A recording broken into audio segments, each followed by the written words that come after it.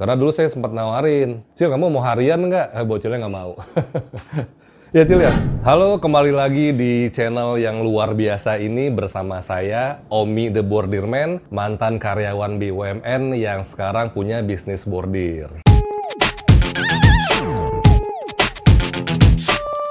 Kali ini saya akan coba ngebahas tentang sistem gaji di bisnis bordir. Jadi ada subscriber saya tanya gimana sih sistem gaji di bisnis bordir ya, bagaimana. Dan saya akan jelaskan ini sesuai dengan pengalaman saya dan yang sudah saya jalankan ya.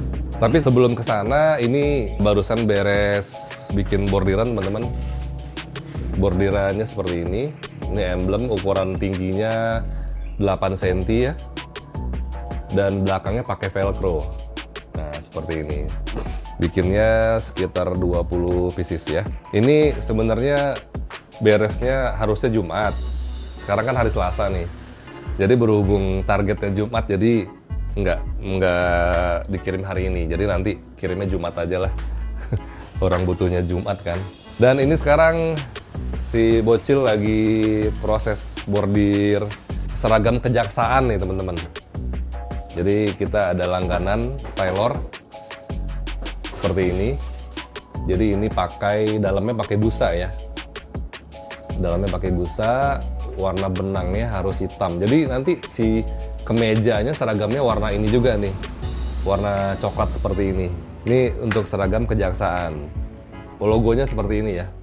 Ya, seperti ini logonya. Ini pakai busa juga. Ini lagi sedang proses jalan dan ini untuk pangkatnya ya seperti ini ya.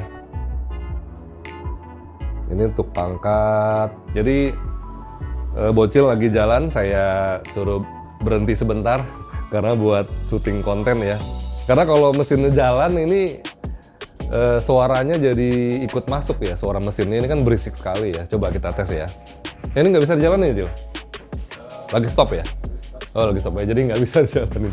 Saya lagi stop. Jadi kalau mesinnya jalan ini otomatis suara saya agak sedikit ke distract ya. Lumayan terganggu lah karena mesinnya lumayan berisik suaranya. Jadi untuk sementara bocil sabar dulu sambil desain ulang ya, karena desainnya banyak si kejaksaan ini, otomatis harus disetting ulang lagi lah. Oke, untuk sistem penggajian di bisnis saya, di bisnis bordir, karena saya dulu mantan pegawai BUMN ya. Di BUMN itu kan saya dulu digajinya sistemnya bulanan ya teman-teman ya. Ada gaji bulanan dan juga ada uang hariannya.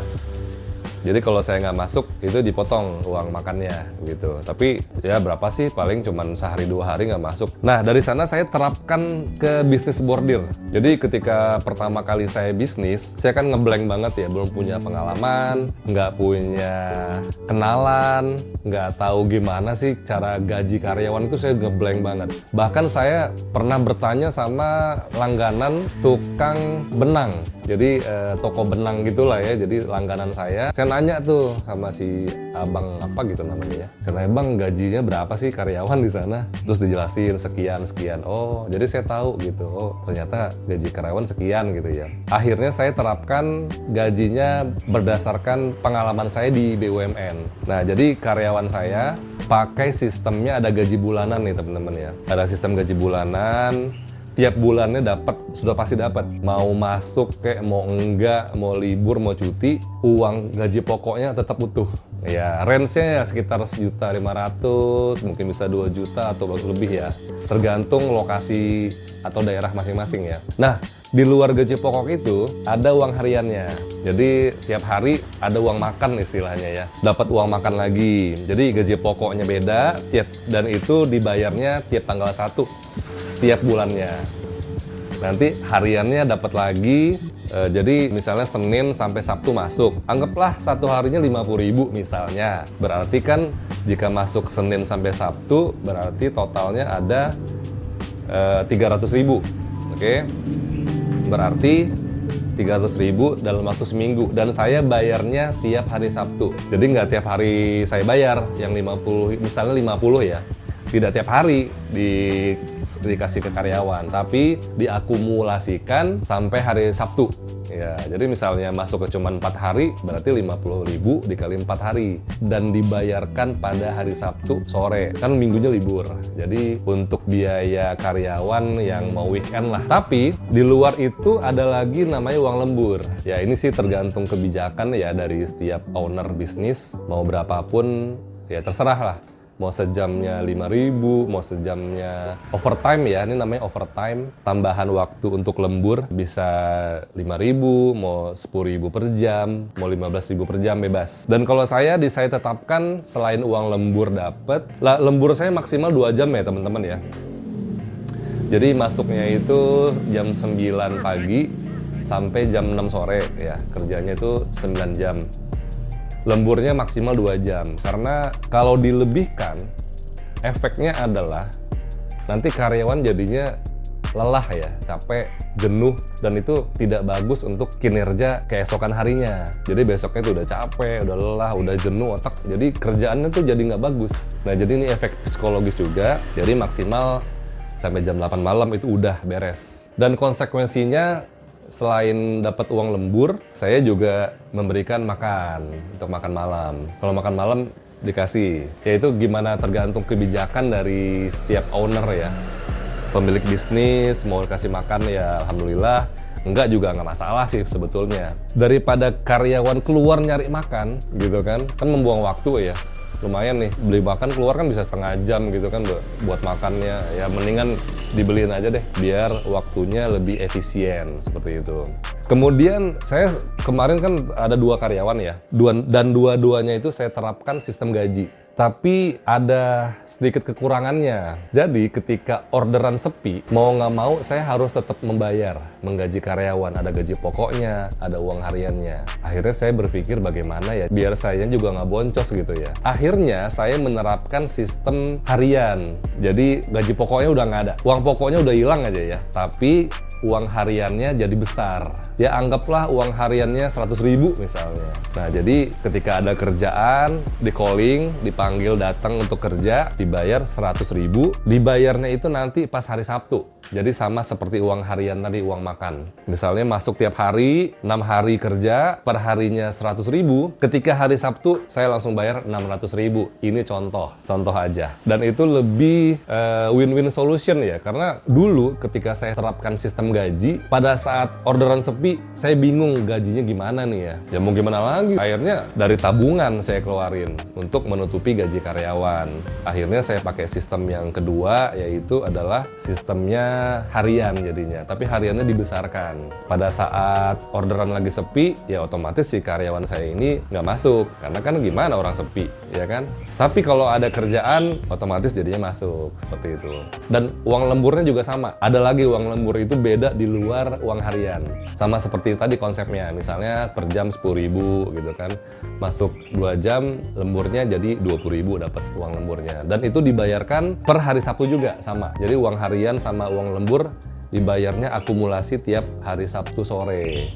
Jadi pas udah weekend dapat duit. Dan juga ada sistem yang lainnya nih teman-teman ya. Ini biasanya dipakai untuk konveksi atau tukang jahit atau tailor dan sejenisnya ya. Sistemnya itu adalah borongan ya.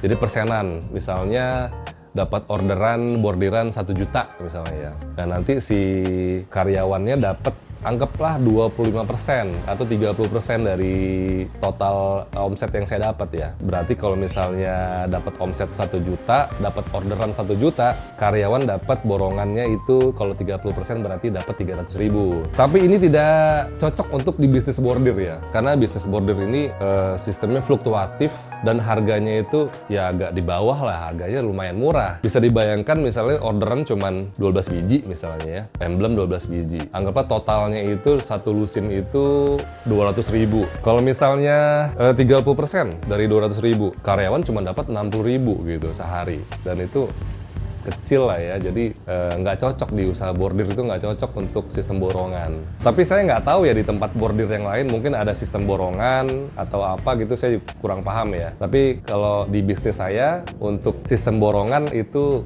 nggak cocok, karena jika orderannya sedikit karyawannya otomatis dapatnya dikit ya kan, jadi nggak semangat gitu. Kalau orderannya banyak ya dapatnya gede, tapi waktunya nggak bisa sehari 2 hari. Untuk sistem borongan sih biasanya lembur ya, jadi nggak kalau saya kan sistem kerjanya misalnya dari jam 9 lembur pulang sampai jam 8 malam. Kalau sistem borongan dia jadi tuh begadang, jadinya begadang aja di toko, mau tidur di toko, makan di toko, jadi seharian di toko, di dalam toko gitu, sampai jam 1 malam, sampai jam 2 malam, sampai jam 3 pagi, itu sistem borongan. Tapi sepertinya kurang efektif, karena ya namanya manusia kan butuh istirahat ya, nggak bisa kerja kayak robot gitu. Kasian juga lah kalau misalnya harus begadang, harus kerja sampai pagi gitu. Khawatirnya besok jadi sakit, malah saya nggak bisa kerja gitu, nggak ada yang ngerjain kerjaan gitu. Jadi makanya saya cuma pakai sistem yang yang pertama tadi sistem gaji pokok, kemudian ada uang makannya, dan yang kedua sistem harian aja, jadi nggak ada gaji pokok. Kalau bocil sistemnya pakai gaji, ada gaji pokoknya, ditambah ada uang hariannya dan ada uang lembur. Karena dulu saya sempat nawarin, Cil kamu mau harian nggak? Bocilnya nggak mau. Ya Cil ya, kenapa nggak mau Cil? Nggak bisa pegang uang.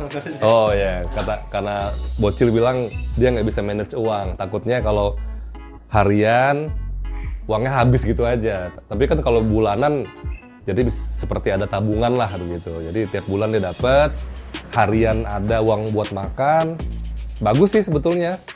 Karena kalau memang sih kalau harian kan gede ya, bisa 100 ribuan lebih kita dapat sehari.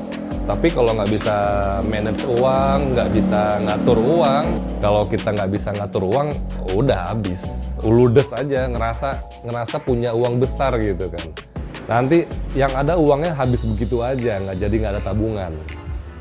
Makanya enaknya ada sistem gaji pokok. Tapi saya jika ada karyawan lagi yang masuk ya, misalnya kerja, sepertinya saya pakai sistem yang kedua, yaitu harian lah. Nggak apa-apa gede, tapi sayanya nggak ada beban gitu. Misalnya orderan lagi sepi, lagi nggak ada kerjaan, ya otomatis karyawannya nggak masuk ya. Dan saya nggak ada beban untuk menggaji atau membayar uang hariannya. Oke teman-teman, sepertinya itu dulu. Jika ada pertanyaan bisa tulis di kolom komentar. Semoga video ini bermanfaat buat kita semua. Sampai jumpa di video selanjutnya. Assalamualaikum, bye!